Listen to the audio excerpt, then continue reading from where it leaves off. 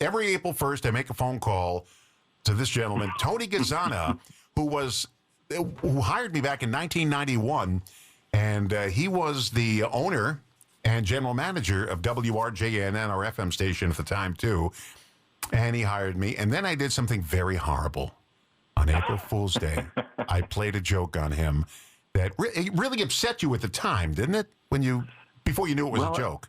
Yeah, I was a little concerned, Don. I have to admit. So here's the backstory. Before April Fool's, in March, we were inspected by the Federal Communications Commission. It happens occasionally, and I did the inspection with the gentleman. So nobody spoke to him except me. So nobody knew. So he did his inspection. They come in. They don't smile. They don't talk to you. They come in with their checklist. And then he leaves. And we never heard back from the inspection. So I decided on April 1st we were going to hear back from the Federal Communications Commission.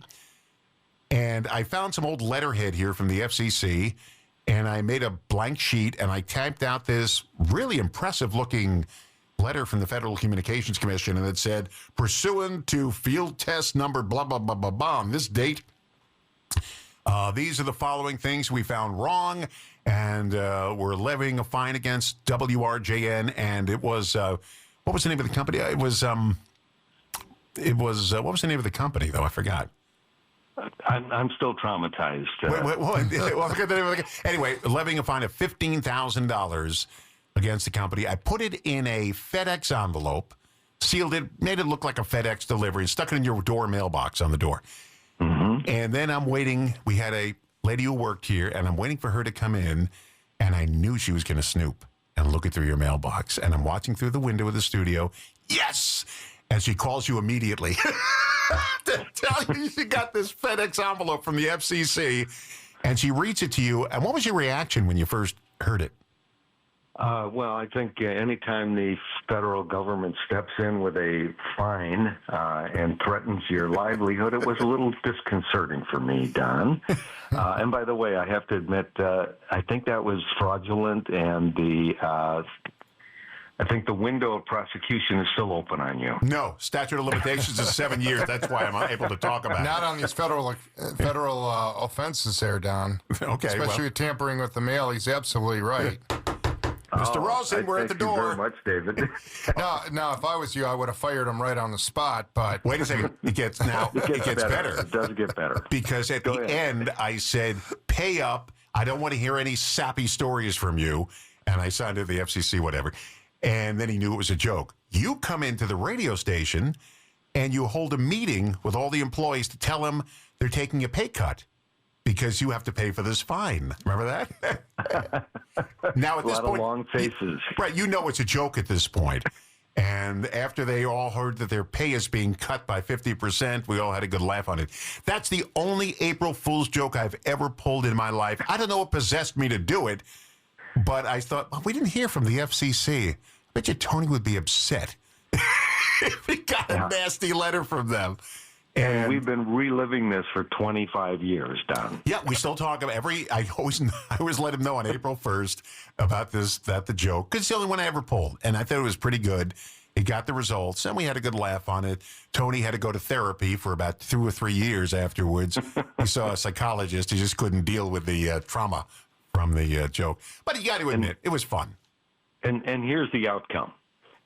In 1990, when I hired you, and today, because I just heard it, they're singing your name on the radio. I mean, how does that happen? Don Rosen. Oh, I mean, come on. Yeah, you never got me a name jingle, a voice shout. You never got me one of those. I want to find out how I can have him sing my name. You know. Goodbye to radio station. I just got done asking him for bumper music. He says, we don't do that here. And all of a sudden, I hear them singing Don Rosen. It's like, where's mine?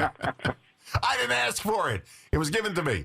But, yes, I was telling David the first 2 times you asked me to come down to Racine to work, I said no. And then you got Rich Washer, a co-friend, to talk to us. And he said, blow him out of the water. Tell him what you want. He won't bother you anymore. And I told you what I wanted. He said, okay. And that was the end of that. Okay. So you're responsible for unleashing Don Rosen on us. Thanks a lot, Tony. Unfortunately, David, I have to bear that mantle. Yeah. And you know what?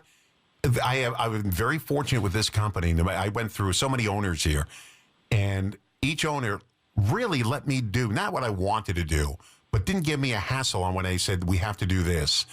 And I really like that. I was very fortunate to, in my entire career, work with good owners, except for one. We won't mention their name. Yeah, I will. I don't have a problem with it. But anyway, and I thank Tony, and every April 1st, I want to make sure, Oh, you were here for the big, one last thing here, then I'll let you go because we got to get back to the ballot. But you were here for the big rainstorm in the building. Absolutely. Tony hired this guy to put a new roof on the radio station. And he didn't finish it, and he put a tarp on the building that wasn't anchored properly. We had a giant rainstorm. You were out of town, I think. Yeah. And at 6 o'clock in the morning, Ron Richards and I hear water in the ceiling. We don't see anything. Then, boom, all hell breaks loose, and there's water pouring. I don't mean dripping. I mean pouring into the radios. It was like a rainstorm. Do you ever see that video, Dave? Nope. Oh, I have 10 seconds of it on the phone. I've got the extended director's cut at home. Yeah. But, it was... It should be noted, Don, that same individual that you spoke of momentarily called me when I was in the airport changing flights. I know you thought. And my response was, and what am I going to do? I know. See you later. I know. I know what you're talking about. She said, what are we going to do? It's raining. So we called the fire department. They brought shop vacs in, and I remember when the roofer came in and saw it. I got a video of him walking in. I thought he was going to have a heart attack walking. He's a young guy, too. I thought he was going to have a heart attack. Yeah. The entire building was ruined except for the transmitter and the studios. The studio, yeah. Everything else was destroyed in there. Yeah. Tony, you're one of my favorite people. You're just, I just really like you. You're a good person. I like you very much. And happy April Fool's Day. And the same to you. And David, it was a pleasure talking and at least having someone slightly on my side. I'll talk to you next April 1st or before. Okay, take care. Bye-bye. All right, nice guy, Tony Gazzana.